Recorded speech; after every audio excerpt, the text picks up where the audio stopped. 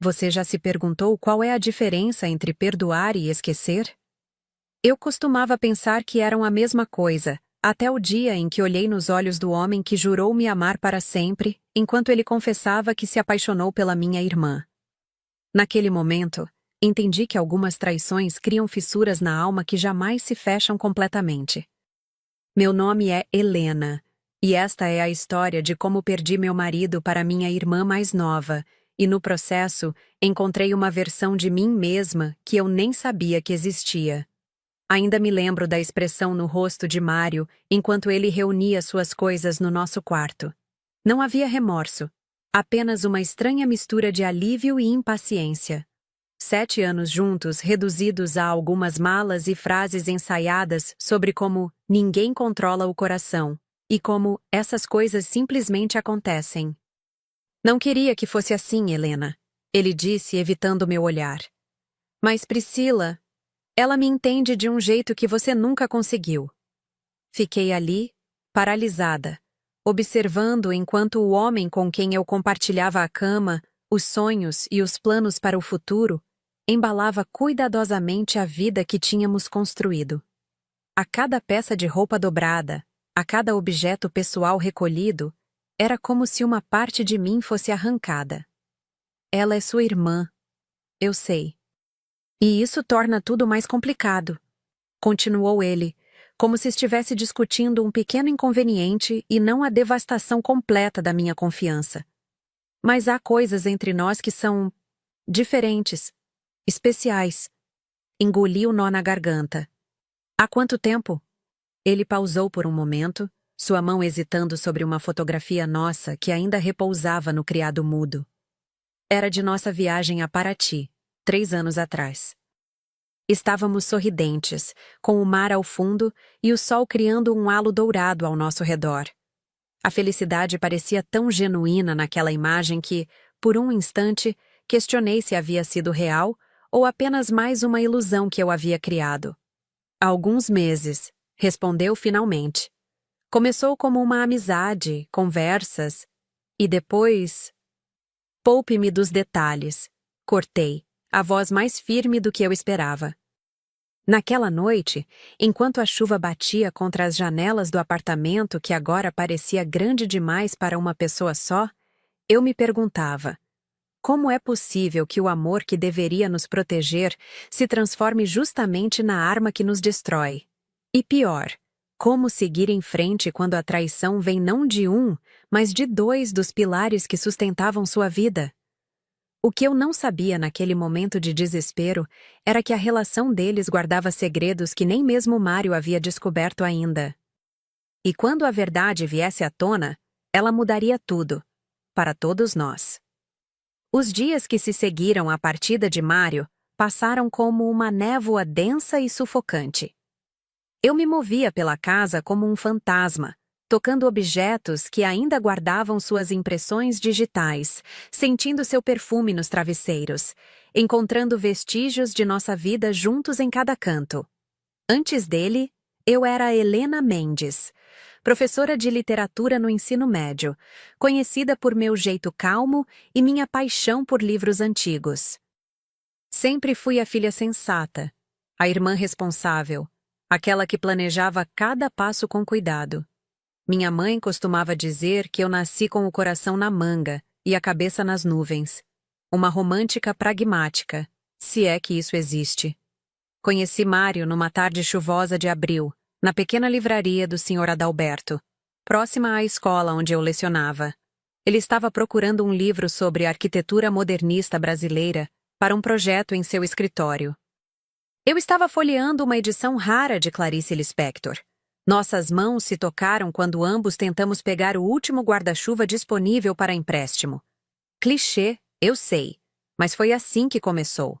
Mário Alves era o tipo de homem que entrava em um ambiente e imediatamente atraía todos os olhares. Não apenas por sua beleza, embora fosse inegavelmente bonito com seus olhos cor-de-mel e sorriso fácil, mas por sua presença. Ele tinha aquela confiança tranquila de quem sabe exatamente quem é e o que quer da vida. Arquiteto talentoso, falava sobre prédios e espaços como se fossem poesia concreta. Arquitetura é como um livro aberto. Ele me disse em nosso terceiro encontro. Cada estrutura conta uma história sobre quem somos e como queremos viver. Na manhã seguinte ao nosso casamento, acordei antes dele e fiquei observando seu perfil contra a luz dourada que entrava pela janela. Senti uma gratidão imensa pelo universo ter colocado em meu caminho alguém que parecia entender tão bem minhas complexidades e contradições. Mas agora, sentada sozinha à mesa do café da manhã, onde tantas vezes dividimos planos e segredos, percebi que talvez nunca o tivesse conhecido realmente. Minha irmã Priscila, por outro lado, sempre foi como um cometa, brilhante, imprevisível e capaz de atrair todos para sua órbita. 3 anos mais nova que eu, desde pequena demonstrava uma personalidade magnética que contrastava com minha natureza mais reservada. Enquanto eu passava horas lendo em silêncio no quarto que dividíamos, Priscila estava sempre rodeada de amigos, inventando brincadeiras, testando limites. Na adolescência, essa diferença apenas se intensificou. Eu era a aluna exemplar. Ela, a rebelde que desafiava professores, mas, de algum modo, sempre conseguia se safar com um sorriso. Helena pensa demais, dizia nossa mãe. Priscila não pensa o suficiente. Talvez tenha sido esse o motivo pelo qual fiquei tão feliz quando ela e Mário pareceram se dar bem desde o início. Minha irmã, com seu jeito irreverente, arrancava risadas dele como eu raramente conseguia. E Mário parecia exercer sobre ela uma influência positiva, acalmando seus impulsos mais autodestrutivos. Eu deveria ter percebido quando os almoços de domingo em família começaram a se estender cada vez mais. Quando as mensagens no celular dele passaram a ser protegidas com uma nova senha. Quando Priscila começou a me perguntar sobre nossos problemas conjugais com um interesse que, agora vejo, não era apenas fraternal. Na última vez que estivemos todos juntos, 2 semanas antes da confissão de Mário, Priscila trouxe um vinho caro para o jantar. Um brinde aos meus 2 amores, disse ela, erguendo a taça. Na hora, interpretei como um gesto carinhoso para a irmã e o cunhado. Agora, aquelas palavras ecoavam em minha mente com um significado completamente diferente. O que mais me assombrava não era apenas a traição, mas os pequenos momentos em que eu deveria ter enxergado os sinais. Como quando surpreendi Mário olhando para o celular com um sorriso que há tempos não era direcionado a mim. Ou quando Priscila começou a usar um perfume que eu comentara ser o favorito dele. Em uma das gavetas da cômoda, encontrei o pequeno caderno onde eu costumava anotar ideias para aulas e pensamentos aleatórios. Folheei-o até encontrar uma anotação de quase 1 ano atrás. Às vezes tenho a impressão de que Mário está cada vez mais distante. É como se ele estivesse fisicamente presente, mas sua mente vagasse por lugares onde não posso alcançá-lo. Uma parte de mim queria ligar para ele, gritar, exigir explicações mais concretas. Outra parte queria correr até o apartamento de Priscila e confrontá-la, perguntar como foi capaz de trair nossa irmandade dessa forma. Mas havia também uma terceira parte, silenciosa e crescente, que começava a questionar. O que essa situação revela sobre mim? Sempre me defini pelos papéis que desempenhava na vida dos outros, filha, irmã, esposa, professora. Agora, com 2 desses papéis fundamentais desmoronando, quem era eu? Na noite do 5º dia após a partida de Mário, recebi uma mensagem de texto de um número desconhecido. Nem tudo é o que parece, Helena. Precisamos conversar sobre sua irmã e Mário. Há coisas que você precisa saber. Fiquei olhando para a tela do celular, o coração acelerado. Seria apenas mais uma crueldade do destino? Ou haveria algo além da superfície dessa traição que eu ainda não compreendia? Será que estamos realmente preparados para conhecer todas as verdades sobre aqueles que amamos? Ou existe uma razão para certas coisas permanecerem nas sombras? A mensagem do número desconhecido ficou martelando em minha mente por 2 dias inteiros. Durante esse tempo, cheguei a digitar várias respostas, mas acabei apagando todas.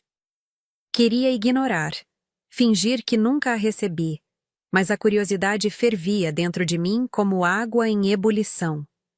O que mais eu precisaria saber? Que segredos poderiam ser piores do que aqueles que já me dilaceravam por dentro? Na manhã do terceiro dia, respondi com um simples: quem é você? E o que sabe? A resposta chegou quase instantaneamente. Renata, colega de trabalho de Priscila. Café Meridiano, hoje às 15 horas. Você vai reconhecer a mesa. A agência de publicidade, onde minha irmã trabalhava como diretora de arte, era conhecida por seu ambiente competitivo e festas extravagantes. Priscila sempre voltava dessas comemorações com histórias que faziam minha vida de professora parecer monótona em comparação. Renata era um nome que já tinha ouvido antes, mas nunca prestei muita atenção. Apenas mais uma personagem nas narrativas coloridas que minha irmã compartilhava. Cheguei ao café 10 minutos antes do horário marcado.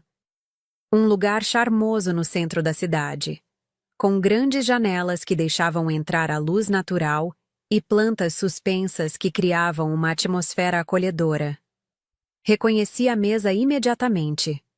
No canto mais discreto, uma mulher de cabelos curtos e óculos quadrados acenou sutilmente em minha direção. Sobre a mesa, uma pasta amarela. Helena, ela disse quando me aproximei, estendendo a mão com firmeza. Obrigada por vir.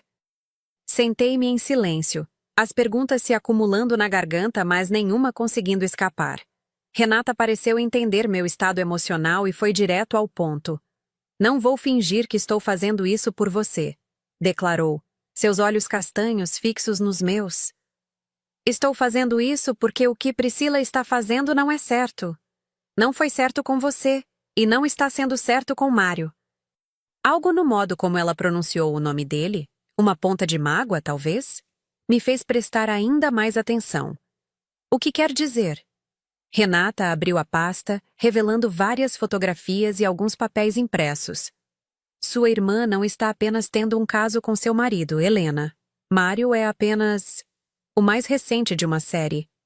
Ela empurrou algumas fotografias em minha direção. Nelas, Priscila aparecia em situações íntimas com diferentes homens. Senti meu estômago revirar, um misto de vergonha e invasão de privacidade. Estava prestes a interromper quando Renata apontou para um homem em particular numa das fotos. Este é Carlos Mendonça, o dono da agência. Ela fez uma pausa significativa. E marido da nossa diretora de contas. Renata continuou, sua voz agora mais baixa. Priscila tem um padrão. Ela se aproxima de homens em relacionamentos estáveis, principalmente aqueles em posições que podem beneficiá-la de alguma forma. Não é coincidência que ela tenha recebido 3 promoções em 2 anos, enquanto pessoas mais qualificadas foram preteridas. Senti um gosto amargo na boca. Por que está me contando isso? O que ganha com isso? Um sorriso triste cruzou os lábios de Renata. Digamos que também já estive casada com alguém que Priscila achou interessante. O choque inicial deu lugar a uma raiva surda quando Renata me mostrou conversas impressas entre Priscila e uma amiga, onde minha irmã descrevia Mário como seu novo projeto. Ele é perfeito, dizia uma das mensagens. Bem-sucedido, bonito e entediado com a rotina do casamento. Helena sempre foi muito certinha, previsível demais. Ele precisa de alguém que mostre que a vida pode ser emocionante. Em outra mensagem, mais recente, estou quase lá. Ele já está falando em deixá-la. Mas preciso garantir que aquele projeto do Jardim Vertical seja aprovado primeiro. A participação dele pode ser muito útil para mim. Jardim Vertical. O grande projeto que a agência de Priscila estava desenvolvendo para a prefeitura. Um projeto de revitalização urbana que envolvia diversos profissionais, incluindo arquitetos especializados em espaços sustentáveis. A área de expertise de Mário. Ela está usando ele, murmurei, as peças se encaixando dolorosamente. E não é só isso, continuou Renata, mostrando-me mais um documento. Esse é o contrato inicial do projeto.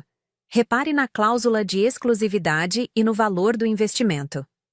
Enquanto lia os números, minha mente voava para as conversas recentes que tive com Mário antes de nossa separação. Como ele mencionava, empolgado, essa grande oportunidade profissional. Como parecia mais animado com o trabalho do que havia estado em anos. Como falava de Priscila com admiração por ter aberto essa porta para ele. Mário não sabe disso, disse, mais uma constatação do que uma pergunta. Renata balançou a cabeça. Ele acredita que está vivendo uma grande história de amor. O que não percebe é que, para Priscila, ele é apenas um meio para atingir seus objetivos. Quando o projeto for aprovado e ela receber os créditos... Renata não terminou a frase, mas não era necessário. E o mais irônico, continuou ela após um momento, é que já está começando. Priscila tem estado bastante próxima de Felipe Dantas, o secretário de urbanismo da prefeitura. A pessoa que, por acaso, dará a palavra final sobre o projeto. Senti uma onda de náusea me atingir. Não sabia o que me afetava mais. Saber que meu casamento havia sido destruído por algo tão calculado, ou perceber que Mário, apesar de sua traição, também estava sendo manipulado. Por que me mostrar isso agora? O estrago já está feito, questionei, minha voz embargada. Porque o projeto será aprovado em 2 semanas. E logo depois conheço sua irmã bem o suficiente para saber que Mário deixará de ser útil. Ela guardou os documentos na pasta e a empurrou em minha direção. O que você faz com essa informação é decisão sua. Voltei para casa em estado de choque, a pasta pesando em minha bolsa como se estivesse carregando chumbo. As palavras de Renata se misturavam com fragmentos de memórias. Priscila perguntando casualmente sobre o trabalho de Mário meses antes de tudo começar. Seu súbito interesse em arquitetura sustentável. Os elogios exagerados às habilidades profissionais dele em jantares de família. Sentada na varanda do apartamento que antes dividíamos, observei o pôr do sol tingir o céu de laranja e rosa, cores tão bonitas para um dia que havia revelado tanta feiura. Uma pergunta ecoava em minha mente. O que eu deveria fazer com essa verdade? Confrontar Priscila? Alertar Mário? Ou simplesmente deixar que os eventos seguissem seu curso natural, permitindo que cada um colhesse as consequências de suas escolhas? E a pergunta mais difícil: por que, mesmo após toda essa revelação, uma parte de mim ainda sentia um estranho desejo de proteger Mário da dor que inevitavelmente viria? Seria apenas força do hábito após anos cuidando de nossa relação? Ou haveria algo mais profundo, uma forma distorcida de amor que persiste mesmo quando todo o resto foi destruído? Naquela noite, pela primeira vez desde que Mário saiu de casa, chorei. Não pelo que havia perdido, mas pela clareza devastadora do que nunca realmente tive. 1 semana se passou desde meu encontro com Renata. 7 dias em que vivi em um limbo emocional, oscilando entre a raiva feroz e uma estranha sensação de vazio. A pasta com as evidências permanecia sobre minha mesa de trabalho, como um objeto radioativo que eu evitava tocar, mas não conseguia ignorar. Acordei naquela manhã de quarta-feira decidida a seguir em frente. O primeiro passo seria voltar à escola. Havia tirado uma licença após a partida de Mário, incapaz de enfrentar 30 adolescentes enquanto minha vida desmoronava. Mas não podia me esconder para sempre. Precisava recuperar alguma normalidade, algum propósito. Foi quando meu celular vibrou com uma mensagem. Mário. Precisamos conversar. Posso passar aí hoje à noite? Meu coração deu um salto. Depois de semanas de silêncio, por que esse contato agora? Será que ele já havia descoberto sobre Priscila? Será que estava arrependido? Uma parte mesquinha de mim queria que ele soubesse a verdade, que sentisse ao menos uma fração da dor que eu senti. Outra parte, mais sensata, sabia que nada de bom viria desse encontro. Mesmo assim, respondi. 19 horas. Passei o dia reorganizando meus planos de aula, tentando me concentrar em Machado de Assis e Fernando Pessoa, mas minha mente continuava voltando para a pasta amarela. Para o rosto sorridente de Priscila nas fotografias, para suas mensagens calculistas, para a traição que ia muito além da infidelidade, era uma violação completa da confiança, do laço familiar, de tudo que eu acreditava ser sagrado. Às 19 horas em ponto, a campainha tocou. Mário sempre foi pontual. Um traço que eu antes admirava, e agora parecia apenas mais um detalhe irrelevante de um homem que eu não conhecia mais. Abri a porta, e lá estava ele. Mais magro do que me lembrava, com olheiras profundas e uma expressão que mesclava nervosismo e determinação. Vestia a camisa azul que eu havia comprado para seu aniversário do ano passado. Seria coincidência ou uma escolha deliberada?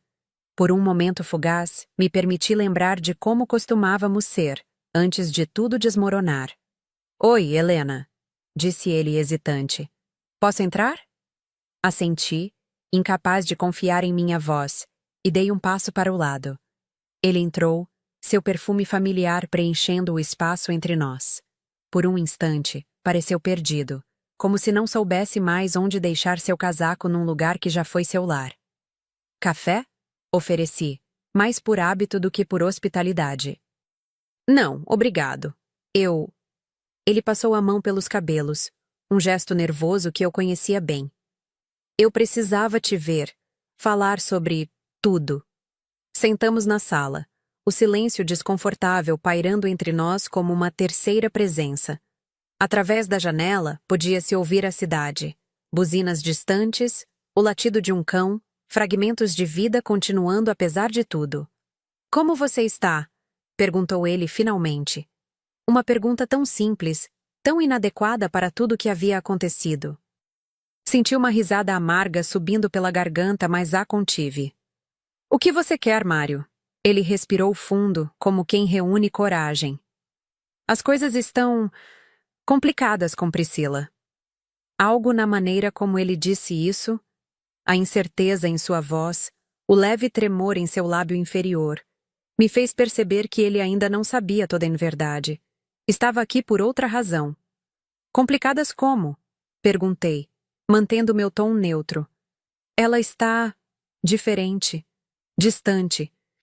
Ele hesitou, parecendo escolher as palavras com cuidado. No começo, tudo parecia perfeito, mas agora... Ela chega tarde quase todos os dias, sempre com desculpas sobre reuniões de trabalho. Quando questiono, ela se irrita, diz que estou sufocando-a. Ouvi com uma calma surpreendente, observando o homem à minha frente lutar com suas próprias dúvidas. Era como assistir a um filme cujo final eu já conhecia. "O projeto do jardim vertical foi aprovado ontem", continuou ele, um brilho momentâneo em seus olhos. "Deveria ser um momento de celebração para nós dois. Trabalhamos tanto nisso, mas Priscila nem quis comemorar comigo. Ela saiu para jantar com a equipe da agência. Voltou às 3 da manhã. E por que está me contando isso?" A pergunta pairou no ar entre nós, pesada com implicações. Mário desviou o olhar, fixando-o em algum ponto além da janela. "Eu não sei." Sua voz quase um sussurro. Talvez eu tenha cometido um erro." Senti algo quebrar dentro de mim. Não de dor, mas de clareza. Ali estava ele, o homem que destruiu nossa vida juntos, agora incerto sobre sua escolha, não porque percebeu o valor do que tínhamos, mas porque sua nova realidade não correspondia às suas expectativas. Não veio por mim, veio por ele mesmo. "Um erro", repeti lentamente, cada sílaba carregada de 7 anos de memórias compartilhadas. "É assim que você define o que fez conosco? Um erro?" Ele estendeu a mão, como se quisesse me tocar, mas recuei instintivamente. "Helena, eu sei que te magoei profundamente. Sei que traí sua confiança, nossos votos. Não é só sobre mim." As palavras explodiram antes que pudesse contê-las. "É sobre quem você é, Mário. É sobre suas escolhas, suas prioridades. Você não apenas me traiu, você traiu a si mesmo, tudo o que dizia valorizar." Me levantei, caminhando até a mesa onde a pasta amarela repousava. Um fio invisível de tensão se esticou ao máximo enquanto minha mão pairava sobre ela. Seria tão fácil abri-la, mostrar a ele as fotografias, as mensagens, a verdade sobre a mulher pela qual ele me abandonou. Vê-lo perceber que tinha sido usado, manipulado, descartado assim que sua utilidade chegou ao fim. Mas qual seria o propósito? Vingança? Algum tipo distorcido de justiça? Você sabe por que Priscila está diferente agora, Mário? Perguntei, minha mão ainda sobre a pasta. Porque ela conseguiu o que queria. O projeto foi aprovado. Sua parte no plano dela está concluída. Ele franziu o senho, confusão genuína em seus olhos. Do que você está falando? Naquele momento, tive que fazer uma escolha. Talvez a mais difícil da minha vida. Revelar a verdade e ver Mário desmoronar, ou deixá-lo descobrir por si mesmo, no tempo dele, com toda a dor que isso implicaria. Você veio aqui por quê, exatamente? Perguntei em vez de responder. Para desabafar? Para ter um ombro amigo? Ou estava esperando que eu te recebesse de braços abertos, agradecida por ser sua segunda opção quando as coisas ficaram difíceis com minha irmã? Sua expressão se endureceu. Não é assim. Eu só... estou confuso. E você sempre foi a pessoa com quem eu podia falar, ser honesto. Uma risada seca escapou de meus lábios. Honestidade. Que conceito interessante para você mencionar agora. Afastei-me da mesa, deixando a pasta fechada. Esta não era minha história para contar. Mário precisava descobrir por si mesmo quem era Priscila. E, mais importante, quem ele mesmo havia se tornado. Você precisa ir, disse, surpreendendo a nós dois com a firmeza em minha voz. Helena, por favor. Não. Eu levantei a mão, interrompendo-o. Você fez sua escolha, Mário. Agora precisa viver com ela. Não sou seu confessionário, nem sua rede de segurança. E certamente não sou seu plano B. Uma mistura de emoções cruzou seu rosto. Surpresa, mágoa e algo que parecia quase admiração. Ele não estava acostumado a me ver assim, com essa força, essa clareza de propósito. Para ser honesta, nem eu mesma estava. Você mudou, disse ele quase em tom de acusação. Sim. Sustentei seu olhar, sem vacilar. Tive que mudar. E você sabe o que descobri, Mário? Que sou mais forte do que pensava. Mais forte do que você jamais me permitiu ser. Foi como se algo se rompesse entre nós naquele momento. O último fio invisível que ainda nos conectava. Não era mais apenas o fim de um casamento. Era o fim de uma versão de mim mesma que eu havia cultivado durante anos para caber nas expectativas dele. Boa sorte com Priscila, disse, abrindo a porta. Vocês dois merecem um ao outro. Ele saiu sem dizer mais nada, seus passos ecoando no corredor como os últimos acordes de uma música que não fazia mais sentido para mim. Quando fechei a porta, em vez do vazio que esperava sentir, encontrei uma estranha sensação de leveza. Como se, ao finalmente me libertar do papel de esposa traída e magoada, houvesse espaço para eu respirar novamente, para redescobrir quem era Helena sem o reflexo de Mário ou a sombra de Priscila. E foi assim, parada no meio da sala de um apartamento que agora parecia finalmente meu, que entendi. Às vezes, a verdadeira libertação não está em buscar justiça ou vingança, mas em perceber que algumas batalhas não precisam ser nossas para lutar. Algumas verdades encontram seu próprio caminho até a superfície, no tempo certo, sem nossa intervenção. A questão mais importante não era o que Mário faria ao descobrir sobre Priscila, mas o que eu faria com o resto da minha vida, agora que estava verdadeiramente livre para escolher meu próprio caminho. E pela primeira vez em muito tempo, a ideia do futuro não me aterrorizava. Pelo contrário, brilhava à minha frente com possibilidades que eu mal podia imaginar. 3 meses se passaram desde aquela noite em que mandei Mário embora pela segunda vez. O outono chegou, transformando as árvores da cidade em explosões de vermelho e dourado. Sempre amei essa época do ano, o ar mais fresco, as folhas dançando no vento, a sensação de que, mesmo no processo de deixar ir, há beleza. Voltei a lecionar em tempo integral e, para minha surpresa, encontrei um novo entusiasmo nas salas de aula. Algo havia mudado em mim, e os alunos perceberam. A senhora está diferente, professora Helena, comentou Júlia, uma das minhas estudantes mais observadoras, após uma aula particularmente animada sobre poesia contemporânea. Mas, presente. Ela estava certa. Antes, eu estava sempre parcialmente ausente, dividida entre minha vida profissional e a constante preocupação de manter meu casamento funcionando, de ser a esposa que Mário precisava. Agora, estava inteira em cada momento, cada conversa, cada página lida em voz alta. Transformei o apartamento também. Pintei as paredes de um azul suave que sempre quis, mas que Mário considerava muito feminino.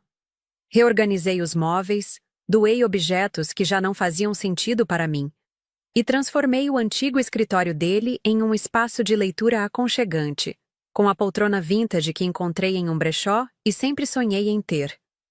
Em algumas noites, sentada nessa poltrona com um livro e uma taça de vinho, ainda sentia ecos de tristeza, momentos em que a solidão pesava mais. Não por falta de Mário especificamente, mas pela ausência da ideia de compartilhar a vida com alguém. Nesses momentos, eu me permitia sentir plenamente, sem julgamento. Afinal, o luto não segue uma linha reta, e eu estava aprendendo a honrar cada emoção como parte da jornada. Quanto a Priscila e Mário, ouvia fragmentos de informações através de amigos em comum e familiares.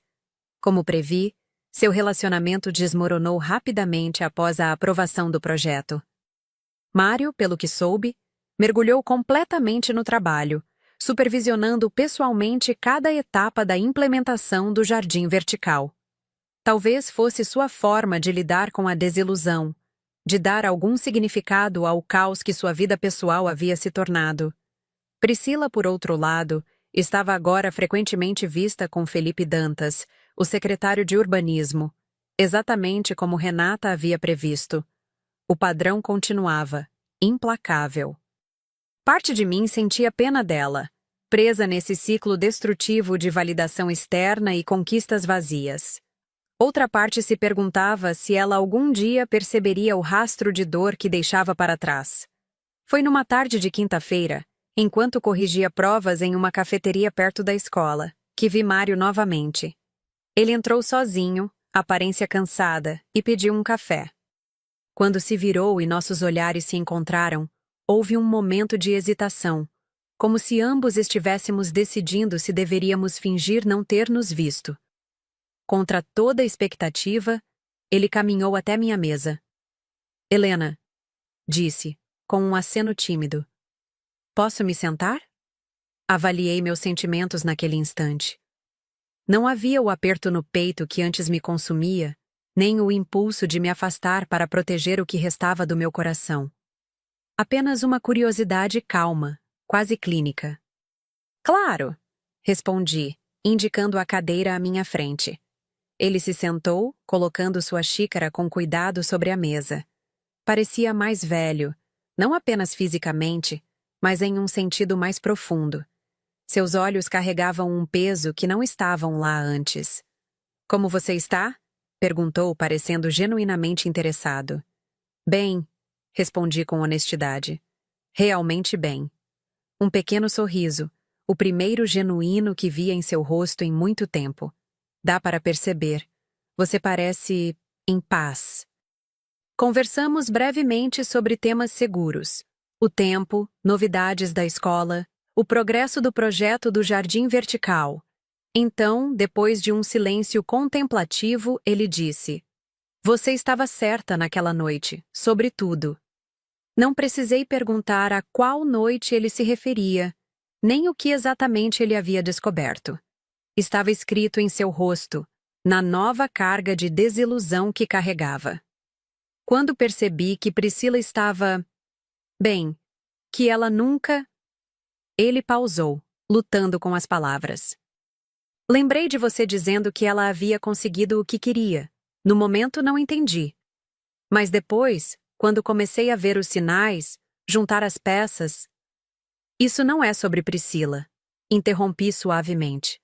Nem sobre mim. É sobre você, Mário. Sobre as escolhas que fazemos e como vivemos com elas depois. Ele assentiu lentamente, absorvendo minhas palavras. Sabe o que é mais difícil? Não é a traição ou a manipulação. É perceber que eu permiti tudo isso. Que estava tão focado no que queria ver, no que queria sentir, que ignorei todos os sinais.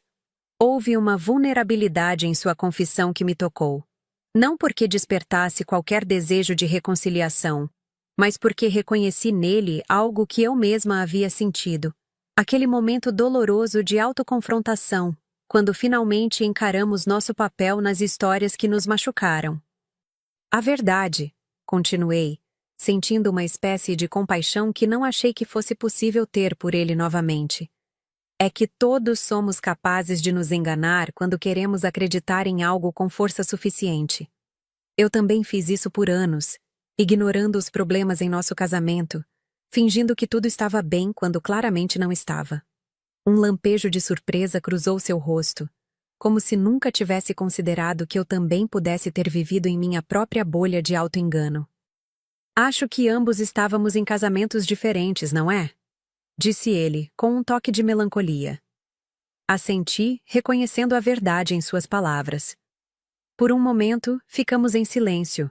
Não o silêncio desconfortável de estranhos, mas o silêncio reflexivo de duas pessoas que compartilharam uma história significativa e agora estavam seguindo caminhos separados. Eu queria te pedir desculpas, disse Mário finalmente. Não para voltar atrás ou tentar consertar o que não tem conserto.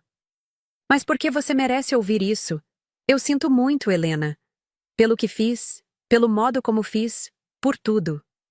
As palavras que uma vez eu teria dado tudo para ouvir agora chegavam como uma nota gentil de encerramento, não como um convite para reabrir feridas cicatrizadas. Obrigada, respondi simplesmente. Isso significa algo para mim. Quando nos despedimos, cerca de 20 minutos depois, não havia promessas de manter contato ou reconstruir pontes. Apenas um reconhecimento silencioso de que algumas histórias precisam terminar para que outras possam começar. Observei-o sair da cafeteria e desaparecer na rua movimentada, sentindo uma estranha sensação de conclusão. Era como fechar um livro após ler a última página. Uma mistura de satisfação por ter completado a jornada e uma leve melancolia por ter que dizer adeus aos personagens. Naquela noite, sentada em minha poltrona com um novo romance nas mãos, refleti sobre os estranhos caminhos que a vida toma. Como as mesmas pessoas que nos despedaçam também podem, inadvertidamente, nos forçar a reconstruir versões mais fortes de nós mesmos. Como as traições, por mais dolorosas que sejam, às vezes nos liberam de relacionamentos que já não nos serviam mais. Pensei em Priscila também, e no laço familiar que havia sido rompido. Eventualmente, talvez pudéssemos reconstruir algum tipo de relação, embora nunca mais fosse ser o que já foi. Também havia perdão a ser considerado, não por ela, mas por mim mesma, porque carregar ressentimento é como beber veneno e esperar que a outra pessoa morra. A pasta amarela com as evidências que Renata me entregou ainda estava guardada em uma gaveta. Nunca a usei. Nunca expus Priscila. Nunca busquei vingança. Não porque ela não merecesse confrontar as consequências de suas ações, mas porque eu escolhi não fazer disso a minha batalha. Algumas verdades encontram seu próprio caminho até a superfície, e algumas lições precisam ser aprendidas pessoalmente para terem significado. O telefone tocou, interrompendo meus pensamentos. Era Clara, minha colega de departamento na escola, convidando-me para um grupo de leitura que estava formando. Estamos começando com Virginia Woolf, disse ela, animada. Achei que poderia te interessar. Sorri, sentindo uma onda de gratidão por esses novos começos, Essas pequenas aberturas no tecido da vida que nos convidam a explorar além das fronteiras que conhecemos. Eu adoraria, respondi. Depois de desligar, caminhei até a janela e observei a cidade à noite, as luzes cintilando como estrelas terrenas. Cada janela iluminada representava uma história em andamento, vidas entrelaçadas em padrões complexos de amor, perda, redenção e recomeço. A minha era apenas uma entre milhões, mas era minha história para contar, meu caminho para trilhar. E pela primeira vez em muito tempo, estava ansiosa para descobrir os próximos capítulos. Porque no final, a pergunta não era mais: como pude ser traída por aqueles que mais amava? Mas sim, quem escolho ser agora que estou livre para reinventar-me? E para essa pergunta, eu tinha toda uma vida pela frente para descobrir a resposta. Um ano depois, o convite chegou numa terça-feira de primavera, em um envelope simples com meu nome escrito em uma caligrafia que reconheci imediatamente. Fiquei olhando para ele sobre a mesa da cozinha por alguns segundos antes de criar coragem para abri-lo. Era um convite para a inauguração oficial do Jardim Vertical do Centro Cultural.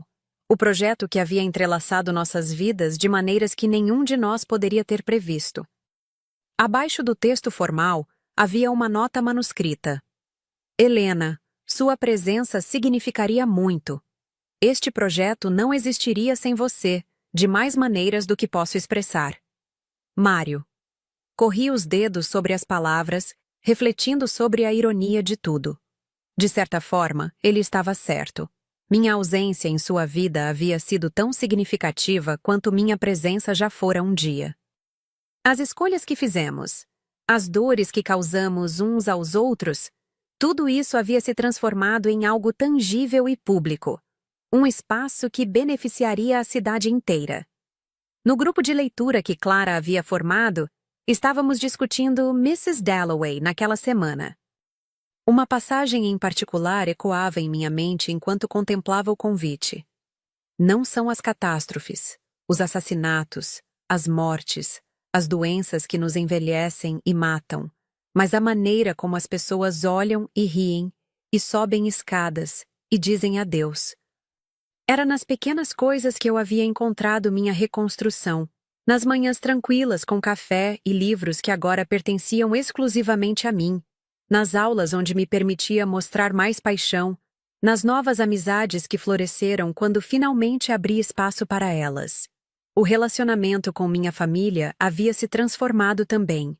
Meus pais, inicialmente devastados com a situação entre suas duas filhas, eventualmente encontraram um novo equilíbrio.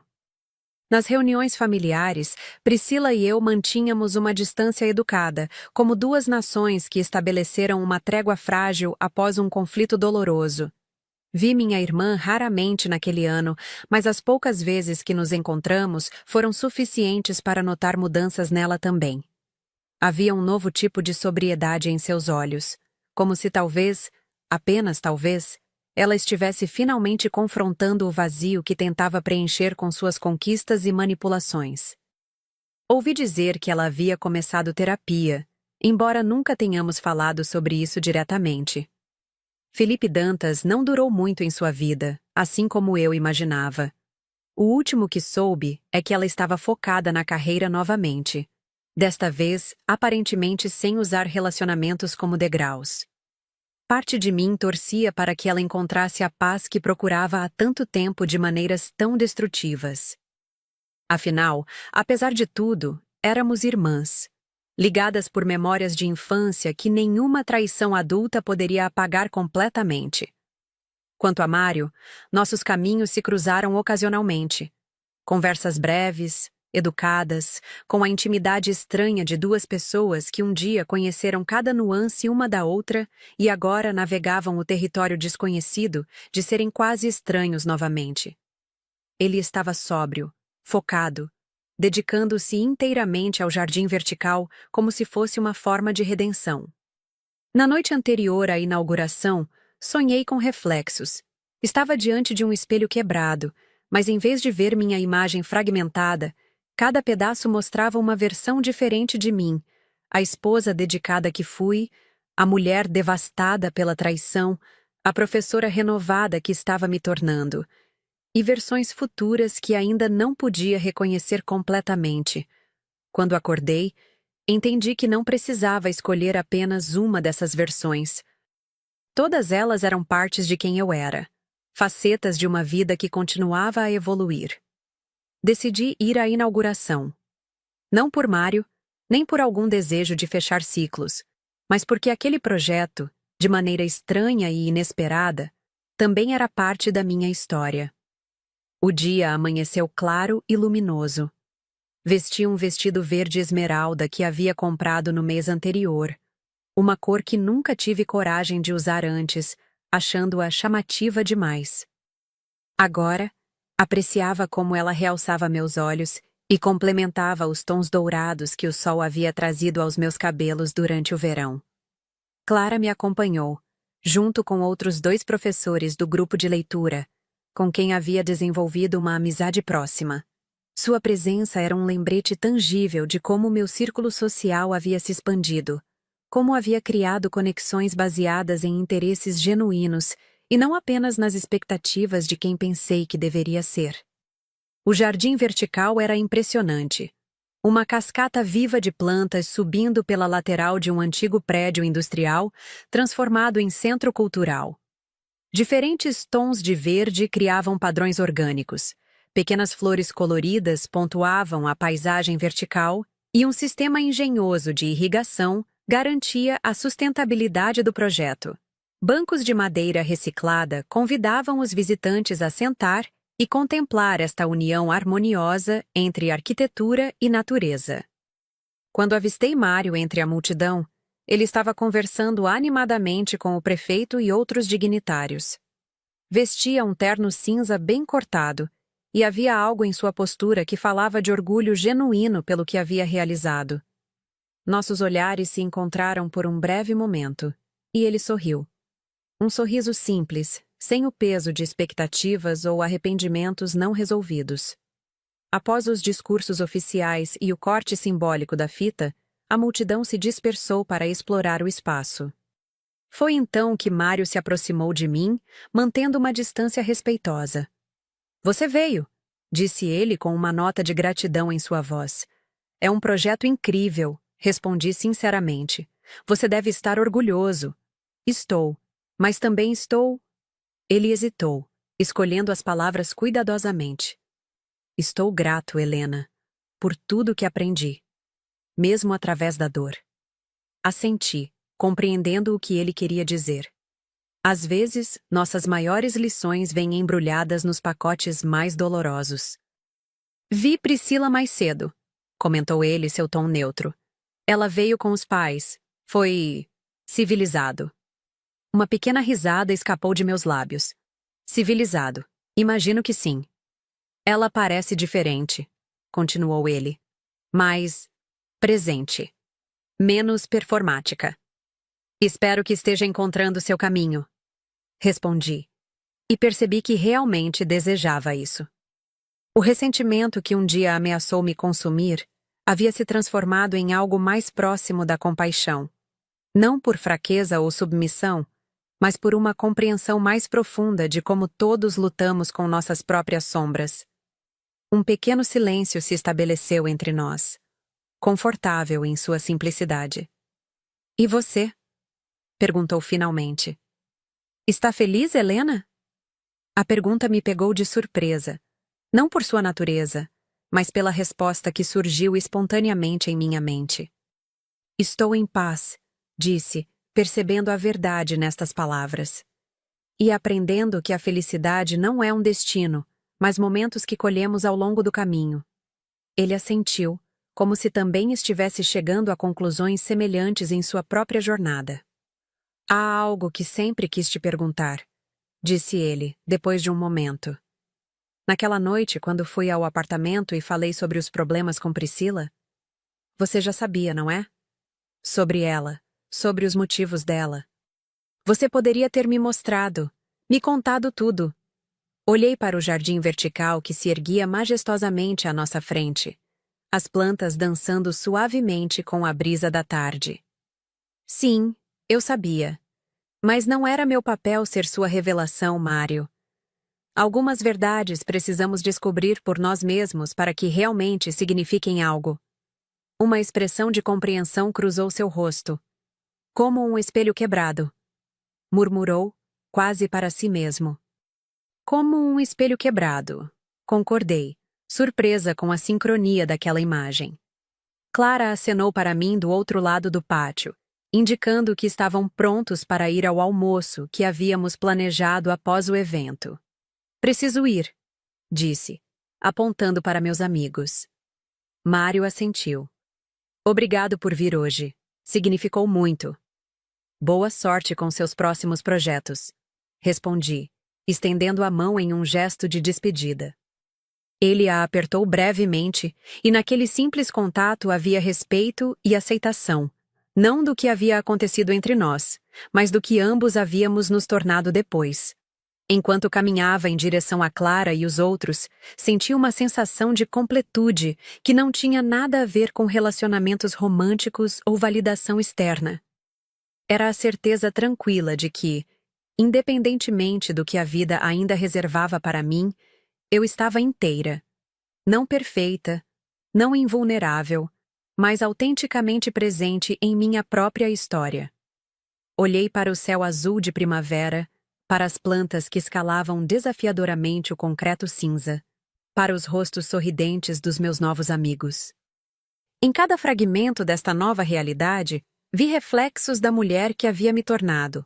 Uma mulher que havia sido quebrada, sim, mas que escolheu recolher os pedaços e criar com eles algo inteiramente novo e inesperadamente belo. Porque no final, somos todos reflexos partidos, imperfeitos, incompletos, mas ainda assim capazes de capturar e refletir a luz.